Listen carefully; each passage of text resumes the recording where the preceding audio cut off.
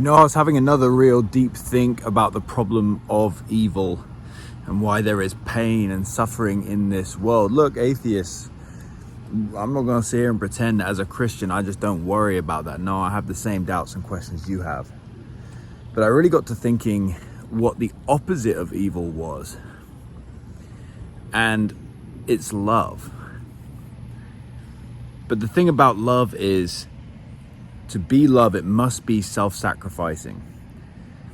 And the essence of love, the central part of love, is my life for yours, or someone giving their life for yours. It's self-sacrifice. It has to be. Every time, and I'm not just saying that because I'm a Christian. I'm saying that because it's obvious that's what love is. If somebody gives to the poor in a way that doesn't burden them at all, it's worth doing, but it's not love because it's not self-sacrificing. It's vainglorious anyway.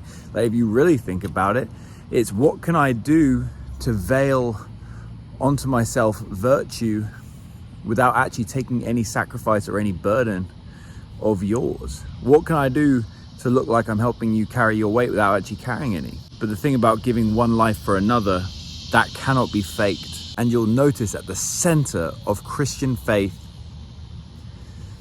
is not hatred towards creation that's fallen short, but it's a cross.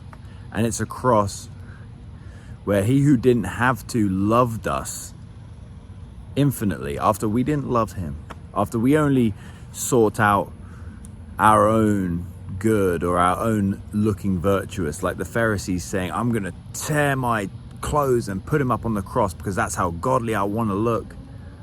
I want everybody to think I'm great. I'm a leader of this religion. And then Jesus gets up on the cross looking like a criminal, getting nothing out of it. That's love. That's self-sacrificing. At the center of Christianity is self-sacrificing love. And because love is self-sacrificing, there must be pain and evil to exist for it to be actionable. Yes, there's pain. Yes, there's suffering in this world. Yes, there's evil. And I know that's confusing, atheists.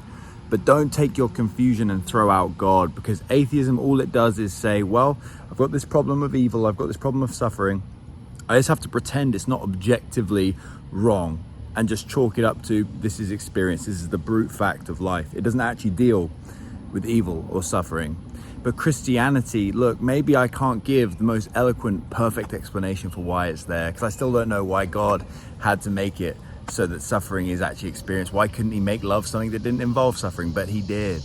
But at the center of Christian faith, what God did was he entered into this world to suffer for you, to give his life for yours. Christianity doesn't run from the problem of evil. It solves the problem of evil. It heals, it ends suffering, and it suffers on your behalf for you. So even if the question remains, Matt, that doesn't satisfy me as to why it exists in the first place, God himself dealt with it and he did it for you.